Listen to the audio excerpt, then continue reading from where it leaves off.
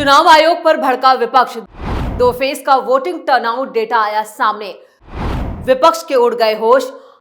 आयोग के आंकड़ों पर छिड़ी महाभारत। नमस्कार, मैं हूं परवीन शेख। आप देख रहे हैं कैपिटल टीवी की स्पेशल स्टोरी। देश में इन दिनों लोकतंत्र का महापर्व चल रहा है। 7 चरणों में लोकसभा चुनाव की शुरुआत 19 अप्रैल से हुई और 26 अप्रैल को दूसरे चरण की वोटिंग हुई। इस मतदान के बाद चुनाव आयोग वोटिंग प्रतिशत का आंकड़ा जारी करता है। आम चुनावों के फेज 1 के मतदान के 10 दिन से ज्यादा और दूसरे चरण के मतदान के 4 दिन बाद इलेक्शन कमीशन ने 30 अप्रैल को 2 दौर का मतदान डेटा जारी किया।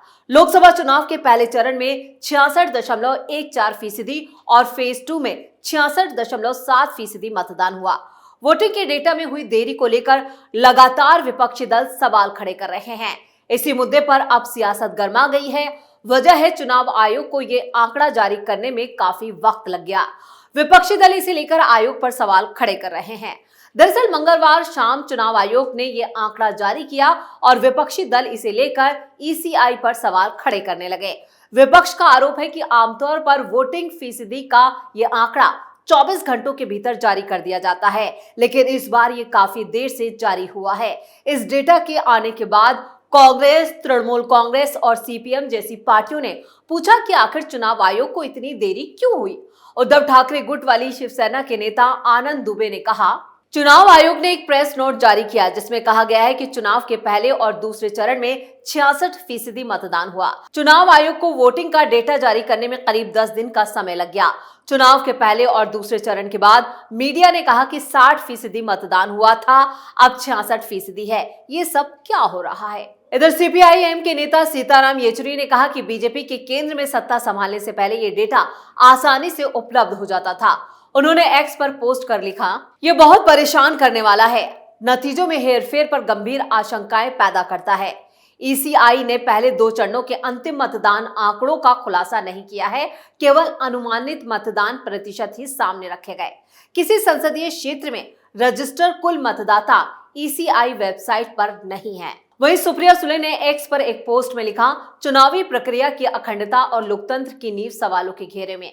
उन्होंने लिखा है, ये चुनाव आयोग के लिए अनुचित दबाव झेलने, अपने अधिकार का दावा करने, पारदर्शिता सुनिश्चित करने और इन चुनावों में निष्पक्षता और जवाबदेही के सिद्धांतों को बनाए रखने का समय है। 19 अप्रैल को लोकसभा चुनाव के पहले चरण के मतदान को 10 दिन से अधिक हो गए हैं। फिर भी चुनाव आयोग आधिकारिक तौर पर अंतिम मतदान के आंकड़ों का खुलासा करने में विफल रहा है। इसी तरह 26 अप्रैल को दूसरे चरण के लिए भी चुनाव आयोग ने अभी तक अंतिम आंकड़े जारी नहीं किए हैं। अब बीजेपी पर आचार संहिता का उल्लंघन करने और चुनाव आयोग पर कोई कार्रवाई नहीं करने का आरोप लगाते हुए उन्होंने कहा कि लोकसभा चुनाव चिंताजनक और स्पष्ट रूप से लापरवाही के साथ सामने आ रहे हैं, जबकि हर दिन बीजेपी के नेताओं के आचार संहिता का वो मजाक बना रहे हैं। चुनाव आयोग के नियंत्रित किए बिना बीजेपी समाज के सभी वर्गों के खिलाफ खुलेआम अभूतपूर्व नफरती बयानबाजी कर रही है। वहीं टीएमसी नेता डेरेक ओब्रायन ने लिखा है, फेज 2 खत्म होने के 4 दिन बाद चुनाव आयोग ने अंतिम मतदान आंकड़े जारी किए हैं। चुनाव आयोग द्वारा 4 दिन पहले जारी की गई संख्या 5.75% की बढ़ोतरी यानी मतदान में उछाल देखा जा रहा है। क्या ये सामान्य है? मुझे यहाँ क्या समझ नहीं आ रहा है। चुनाव आयोग के इन आंकड़ों के आने से पहले कांग्रेस महासचिव जयराम रमेश ने कहा था कि भारत के चुनाव आयोग के लिए चुनाव संबंधी सभी आंकड़ों के बारे में समय पर और पारदर्शी होना जरूरी है और उसे आंकड़े सामने लाने चाहिए, उन्हें सार्वजनिक करना चाहिए। उन्होंने एक्स पर एक पोस्ट में पूछा था, पहली बार पहले चरण के मतदान के 11 दिन बाद और दूसरे चरण के 4 दिन बाद भी ईसीआई द्वारा अंतिम मतदान प्रतिशत जारी नहीं किया गया है। पहले ईसीआई मतदान के तुरंत बाद अंतिम मतदान प्रतिशत जारी करता था। आमतौर पर यह मतदान के 24 घंटों के भीतर जारी होता था, लेकिन ईसीआई की वेबसाइट पर केवल अनुमानित मतदान के आंकड़े उपलब्ध हैं।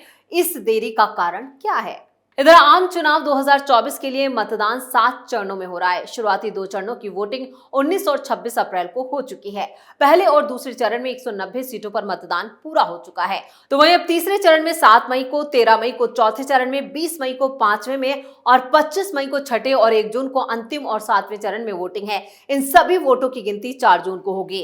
इधर जयराम रमेश ने इसके अलावा यह भी कहा कि हर लोकसभा सीट और उस लोकसभा सीट में शामिल विधानसभा क्षेत्रों में पंजीकृत मतदाताओं की संख्या भी आयोग की वेबसाइट पर मौजूद नहीं है। उन्होंने कहा कि वेबसाइट सिर्फ राज्य में मतदाताओं की कुल संख्या और हर एक बूथ में मतदाताओं की संख्या दिखाती है। कांग्रेस महासचिव ने कहा कि भारत के चुनाव आयोग के लिए चुनाव संबंधी सभी आंकड़ों का समय पर और पारदर्शी होना जरूरी है। इधर तृणमूल कांग्रेस नेता डेरेक ओब्राय ने आरोप लगाया कि प्रधानमंत्री नरेंद्र मोदी ने अपना खुद का एम्पायर हासिल करने और चुनाव आयोग को नष्ट करने के लिए संसद में कानून बदलवा दिया। उन्होंने कहा कि अब 2 चरणों के बाद ईसीआई को अंतिम मतदान डेटा का खुलासा करना बाकी है। इसके अलावा कांग्रेस नेता ने तंज कसते हुए पूछा कि देरी क्यों, पहले 2 चरण अच्छे नहीं रहे, क्या हुए, और अब चुनाव आयोग हर चरण के बाद कोई प्रेस कॉन्फ्रेंस क्यों नहीं करता। आपको बता दें कि इस साल हुए लोकसभा चुनाव में मतदान के पहले चरण में लक्षद्वीप में 84.1% यानी सबसे ज्यादा मतदान हुआ। वहीं बिहार में 49.26% जो है ये एक कम मतदान रिकॉर्ड किया गया। 19 अप्रैल को मतदान होने वालों में 21 राज्यों और केंद्र शासित प्रदेशों में सबसे कम मतदान दर्ज किया गया। दूसरे चरण मतदान की अगर बात करें तो मणिपुर में सबसे ज्यादा 84.85% मतदान हुआ, जबकि उत्तर प्रदेश में सबसे कम 55.19% मतदान हुआ। गौर करने वाली बात यह है कि लोकसभा चुनाव के दूसरे चरण के मतदान प्रतिशत में 3 दिनों में करीब 6% की तेजी ने शेयर बाजार और यहां पर सोने के सराफा बाजार को भी हैरान कर दिया। अब इधर चुनाव आयोग की 26 अप्रैल यानी मतदान के दूसरे चरण वाली देर शाम को जारी रिलीज यहां पर जो की गई थी उसमें 60.96% मतदान होने की तस्दीक की थी, लेकिन अगले 4 दिनों में यानी 30 अप्रैल की शाम को जब यह आंकड़ा आया तो लगभग 6% बढ़कर दिखाया गया, जो 66% 71% तक पहुंच गया। मतदान आंकड़ों में उछाल से राजनीति में बवाल मच गया है। कुछ लोग चुनाव के बाद इस बाबत चुनाव याचिका और कुछ जनहित याचिकाएं भी सुप्रीम कोर्ट में दाखिल कर चुके हैं, यानी गर्मी की छुट्टी के बाद शायद ये मामला सुप्रीम कोर्ट में भी गूंजता हुआ दिखाई दे। कुल मिलाकर यह है कि यहाँ पर चुनाव आयोग अब सवालों के घेरे में है और इधर बीजेपी पर मिलीभगत का आरोप लगाए। वैसे ये कोई पहली बार नहीं है जब चुनाव आयोग पर इस तरह के आरोप लग रहे हैं। लोकसभा चुनाव के तीसरे चरण में 7 मई को चुनाव, 13 राज्यों की 95 सीटों पर होगी वोटिंग। बीजेपी और कांग्रेस के दिग्गजों की किस्मत दांव पर। लोकसभा चुनाव के 2 चरणों की 190 सीटों पर उम्मीदवारों की किस्मत ईवीएम में कैद हो चुकी है। अब बारी तीसरे चरण में 13 राज्यों की 95 लोकसभा सीटों की है, जहां पर 7 मई को मतदान है। तीसरे चरण में कांग्रेस के पास खोने के लिए कुछ नहीं है, जबकि बीजेपी को देश की सत्ता की हैट्रिक लगाने के लिए अपनी जीती हुई सीटों को बचाए रखने की चुनौती है। इस फेज की वोटिंग के बाद आधे से ज्यादा लोकसभा सीटों पर चुनाव पूरा हो जाएगा। इन 3 चरणों में जिसका पलड़ा भारी रहेगा उसी के नाम 2024 की सत्ता होगी। लोकसभा चुनाव के तीसरे चरण में पहले 94 सीटों पर चुनाव होने थे, लेकिन दूसरे चरण में बैतूल सीट पर बीएसपी उम्मीदवार के निधन से चुनाव रिक्त हो गया था। अब उस सीट पर तीसरे चरण में चुनाव होना है, जिसके चलते ये संख्या 95 सीट यानी इस बार तीसरे चरण में 95 सीटों पर चुनाव होगा। तीसरे चरण की 95 सीटों पर कुल 1352 उम्मीदवार चुनावी मैदान में हैं, जो अपनी किस्मत आजमा रहे हैं। इस फेज में बीजेपी के 82 प्रत्याशी मैदान में हैं, कांग्रेस के 68 कैंडिडेट उतरे हैं। इसके अलावा बीएसपी के 79 और सपा के 9 उम्मीदवार हैं। 650 निर्दलीय प्रत्याशी हैं तो 440 यहां पर अन्य दलों के कैंडिडेट हैं। तीसरे चरण में जिन 95 सीटों पर चुनाव हो रहे हैं उसमें असम की 4, बिहार की 5, छत्तीसगढ़ की 7, मध्य प्रदेश की 9, महाराष्ट्र की 11, दादर नगर हवेली और दमन द्वीप में 1-1 सीट और गोवा की 2 सीटें, कर्नाटक की 14, जम्मू कश्मीर की 1 सीट, पश्चिम बंगाल की 4, गुजरात की 25 और उत्तर प्रदेश की 10 सीटें शामिल हैं। इस तरह एनडीए और इंडिया अलायंस के बीच हो रहे सियासी मुकाबले से कहीं ज्यादा मुकाबला बीजेपी और कांग्रेस के बीच है। पिछले 3 लोकसभा चुनाव में इन सीटों पर बीजेपी का सियासी ग्राफ बढ़ा है तो कांग्रेस का धीरे धीरे नीचे गिरा है। आपको बता दें कि 2019 के लोकसभा चुनाव में इन 95 सीटों पर होने वाले चुनावी नतीजों को देखें तो बीजेपी 72 सीटें जीतने में कामयाब रही थी। कांग्रेस को सिर्फ 4 सीटें ही मिल पाई थी। इसके अलावा 9 सीटें अन्य दलों को मिली थी। 2009 के लोकसभा चुनाव के बाद से बीजेपी का ग्राफ बढ़ा है तो कांग्रेस की सीटें घटी हैं। 2009 में बीजेपी ने 47 सीटें जीती थी और 2014 में ये बढ़कर 67 पर पहुंच गई थी। 2019 में भी बीजेपी को उससे भी 5 सीटें ज्यादा मिली। कांग्रेस की सीटें देखें तो 2009 में 27 सीटें जीती थी और 2014 में 9 सीटों पर सिमट गई। 2019 में उसे 4 सीटों से ही संतोष करना पड़ा था। इस तरह बीजेपी चुनाव दर चुनाव यहां पर उसकी संख्या बढ़ी है सीटों की, जबकि कांग्रेस की सीटों की संख्या घटी है। तीसरे चरण में गुजरात की 25 सीटों पर एक साथ चुनाव है।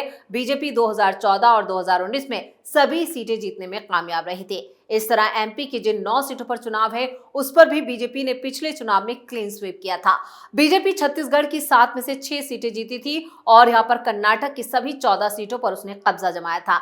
इसके अलावा यूपी की 10 में से 8 सीटें बीजेपी ने जीती थी। बिहार की 5 सीटें बीजेपी के पास है। महाराष्ट्र की सभी 11 सीटों पर बीजेपी के सामने इस बार चुनाव में कड़ी चुनौती है। इसके अलावा असम की जिन 4 सीटों पर चुनाव है उसमें से एक सीट पर बदरुद्दीन अजमल का कब्जा है और बाकी 3 सीटें एनडीए के पास हैं।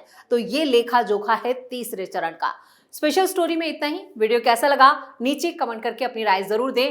वीडियो को लाइक करें, शेयर करें और कैपिटल टीवी को अगर सब्सक्राइब नहीं किया है तो जल्दी से सब्सक्राइब करें। नमस्कार।